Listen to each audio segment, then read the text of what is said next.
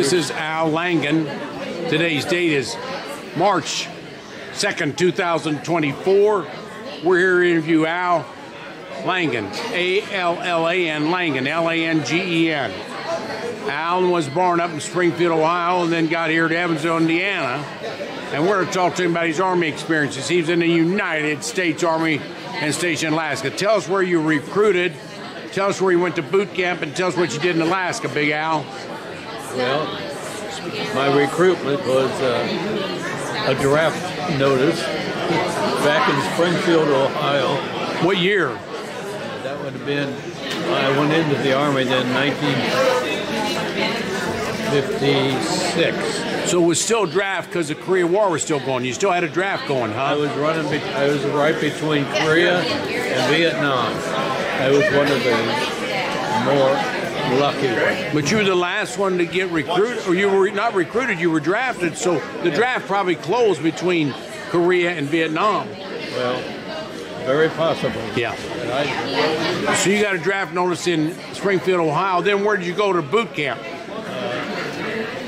In Missouri. Leavenworth? Not Leavenworth. Leavenworth, that's a prison. We don't want to be in prison. There's a big camp there. Oh, it's great big there. Not a prison, but a base. It's Riley. Fort Riley? No. But he went to boot there. And then where'd you go after boot? Well, from there, pulled a train into our area, and all of us was going to go. We were going to go home because we had survived basic training. And they said, no, you're going to state of Washington. Was it a steam train or a diesel? It was a diesel. And then you went all the way to where? To Seattle, Washington? Well, just below Seattle. Tacoma? Yeah. Or there's a base there somewhere. Fort Lewis. Fort what? Lewis. Fort Lewis. How many days you stay there? A couple months? Couple months, right. And then they notified that we were all going to Alaska. And we said, oh my gracious, why Alaska? But it turned out to be a good assignment. You went to Elmendorf Air Base, or where'd you go in Alaska? What was the base? Fort Richardson, which is just north of Anchorage. And is it still there, you think? Yes. Fort Richardson, Alaska, north of Anchorage. Yeah, now it's a combined base with the Air Force, and I can't remember the Air Force name. How many years you there? I was there 14 months. Was it cold? Once in a while. Did you learn to ski, or did you learn to shoot any of those bears? We learned how to walk on snowshoes. We tried skiing, but some of us weren't capable of doing it. Did you have any big machines there? Did you drive Jeeps or trucks or anything? Because they had a bunch of them stored way north of Fairbanks. You never went up to Fairbanks, did you?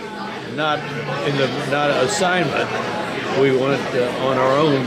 So you drove up or took a train up there? We drove up. Did you go any further there? Did you go on the that big tour up there where they got the, I don't know, it's called the important tour of some kind by Fairbanks? Later on, after I got out of the service, we took some more areas up north of Fairbanks. Fort Yukon. It was on the Yukon River. Way up there then, wasn't it? Yeah, it was. We had crossed the circle, the Arctic Circle. Yeah. So we said, hey, let's do that, and we did. Somebody told me they didn't have Jeeps stored up there, but after World War II or in World War II, they looked like a Jeep, but the back wheel had tracks on it. They probably had 1,000 of them up there north of that Yukon Trail, and they're still there, you know, in case we go to war with Russia. But they're way up there, and they just took got the oil out of them, just let them sit. Yeah. You never saw that? No, I never did. And the first time I ever heard of it was today. Did you ever see one of those great big, not deer, but they call it moose, or what they call elk up there, or moose? I'll tell you about the moose. They're not very big, are they? Big enough. Yeah. We had a couple of experiences. One was right next to our campsite, our barracks. We lived in Quonset huts, and there is a woods there, and there's a female moose and her calf lived in those woods. Many times when we would fall out in the morning, it would all be the phone, and she would come marching by. And that was kind of interesting. And she protected that little baby, didn't she? You wouldn't mess with that. She's probably 1,000 pounds. Oh, at least that, I would say. Wow. And the other moose story I had, I was on guard duty one night. It was a night out a little bit away from the camp, but they had munitions out there, and I was walking duty in the middle of the night, and the officer in charge said, "Now you be alert. They keep reporting about a moose crossing right to where you're going to be at." He said, "So be alert." Well, that was fine until all of a sudden I heard a lot of crashing in the woods. I said, "Uh-oh, I better be alert." And that moose finally come out, because I couldn't see very far, and I could just see this silhouette go across the road in front of me, and that was my other really moose experience. Didn't scare you? Yeah, I can handle it. You're a young kid, you'd take anything, couldn't you? Did you see any bear when you were there? Yeah, we did. Yeah, they didn't bother you? Not us. We did when we went back. My son and I later on went up there on a trip. Yeah. And we saw grizzly at that time. Yeah. That made us happy because we always wanted to see a grizzly. Those Quonset huts you were in, they're sort of motels now. I don't think they ever built any motels. They just left old Quonset huts and they rent them as a motel room. They're not very nice, but they rent them up there. Well, we lived on it, as I said, 14 months. Yeah. And when you went back to the United States, did you go back by train or did they fly you? Ship. Oh, ship. And you went up by ship too. Right. What kind of ship was it?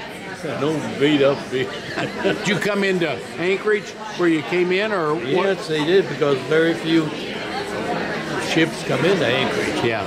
Because they had to come in with the tide. Yeah. And this is some merchant ship we were on, and went up, and the water was rough. And we were all dreading our trip back. We got on the ship, got on the water, and the water was just smooth as glass. It was just wonderful to come back. Worried about the tide, though. Yeah. Did you see many animals out in the water? Seals or any dolphins or whales? Saw a whale. Yeah. When you get the other animals you talk about, my son and I, when we traveled, we saw them. So yeah. I mentioned him. He and I traveled together a lot later. We went to all 50 states. Wow. And some of Canada. Yeah. Oh. When you came back, why'd you come to Evansville? What'd you do here in Evansville, Al? I worked for Sears. Sears transferred me around and transferred it down to Evansville. And my wife and I both agreed it was a great place to raise children. We have 7 children. Wow, 7. You must be Catholic. You think so? 7 of them, my God, that's a lot. Yeah. So you came here, and then Sears, did you know Mr. Ross? He worked in photography, and that Sears was one of their first outlets in 1925. They opened here, and Sears is our major retail store in the whole United States. A big building, 100 stories up in Chicago. But being a Sears person was really something, and you probably worked at the Washington Square Mall, Sears, in Evansville, or downtown Sears. Washington Square Mall. Washington Square. What department? I was in an area that we took care of complaints and anything to do with not actual sales. Yeah, well, they did a good job. They were Craftsman tools, guaranteed for life. I mean, I bought all my stuff from Sears for a couple decades. It was the #1 store, and they gave service, like you're saying. They'd fix things if they weren't right. So Sears was an icon forever. It's gone under now, but it was something.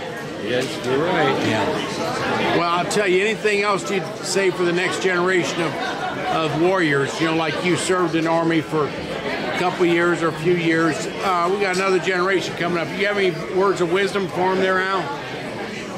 Just face whatever they have you to do. Don't make waves. Just participate.